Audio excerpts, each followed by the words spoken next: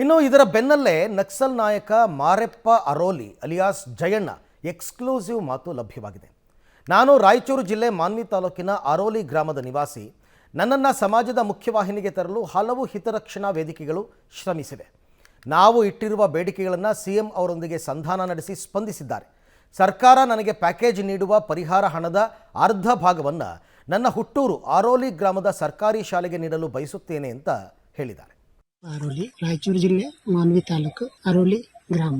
ಆದರೆ ನಾನು ಇವತ್ತು ಮುಖ್ಯವಾಹಿನಿಗೆ ಬರಲಿಕ್ಕೆ ಎಲ್ಲ ನಾಗರಿಕ ಹಕ್ಕು ವೇದಿಕೆ ಮತ್ತು ಆಮೇಲೆ ಪುನರ್ವಸತಿ ಒಕ್ಕೂಟ ಕೂಡ ತುಂಬ ಶ್ರಮ ವಹಿಸಿ ಎಲ್ಲ ರೀತಿಯ ಕ್ರಮಗಳನ್ನು ಭಾಳ ತೀವ್ರಗತಿಯಲ್ಲಿ ಜರುಗಿಸಿ ಅದನ್ನು ಹಂತಕ್ಕೆ ತಂದು ಇವತ್ತು ಪುನರ್ವಸತಿ ಪ್ಯಾಕೇಜನ್ನು ಮತ್ತು ನಾವು ಇಟ್ಟಿರೋ ಡಿಮ್ಯಾಂಡ್ಗಳನ್ನು ಕೂಡ ಈಡೇರಿಸುವ ನಿಟ್ಟಲ್ಲಿ ಮುಖ್ಯಮಂತ್ರಿಗಳ ಜೊತೆಯಲ್ಲಿ ಸಂಧಾನ ಚರ್ಚೆಗಳನ್ನು ನಡೆಸಿ ಅದಕ್ಕೆ ಒಂದು ಭಾಳ ಸಕಾರವಾಗಿ ಸ್ಪಂದಿಸಿರೋದರಿಂದ ಇವತ್ತು ಆ ಒಂದು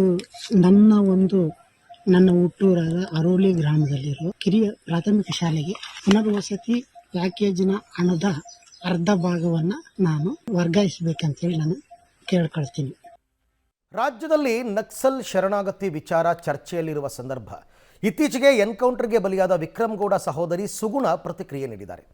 ಅಣ್ಣನ ಜೀವ ವಾಪಸ್ ಕೊಡೋದಕ್ಕಂತೂ ಸಾಧ್ಯ ಇಲ್ಲ, ಪರಿಹಾರ ಆದರೂ ನೀಡಿ ಅಂತ ಹೇಳಿದ್ದಾರೆ. ನಾವು ಕಷ್ಟದಲ್ಲಿದ್ದೀವಿ, ಸ್ವಂತ ಮನೆಯಾಗಬೇಕಾಗಿದೆ.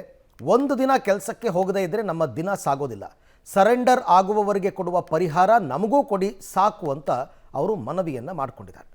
ನಮಗೆ ಈಗ ಸರೆಂಡರ್ ಆಗುವವರಿಗೆ ಕೊಡ್ತಾರಲ್ಲ ಪರಿಹಾರ, ಅದು ಇದು ಎಂತ ಎಲ್ಲ ಗೌರ್ಮೆಂಟ್ ಕೊಡ್ತದೆ, ಅದೇ ನಮಗೆ ಕೊಟ್ಟರೆ ಸಾಕು ಅವರು. ನಮಗೆ ಇನ್ನೇನು ಅವ್ರದ್ದು ಅಣ್ಣನೇನು ಜೀವ ಕೊಡಲಿಕ್ಕೆ ಆಗುದಿಲ್ಲ. ಅವರು ಎನ್ಕೌಂಟ್ರ್ ಆಗಿದೆ, ಅವ್ರದ್ದು ಜೀವ ಹೋಗಿ ಆಗಿದೆ.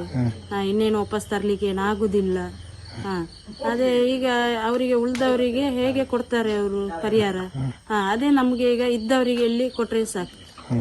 ಮನೆಯಲ್ಲಿ ನಾವು ತುಂಬಾ ಕಷ್ಟದಲ್ಲಿದ್ದೇವೆ. ಮನೆಯಲ್ಲಿ ಮನೆ ಆಗ್ಲಿಕ್ಕೆ ಉಂಟು, ಮತ್ತೆ ನಾವು ಇಲ್ಲಿದ್ದೇವೆ.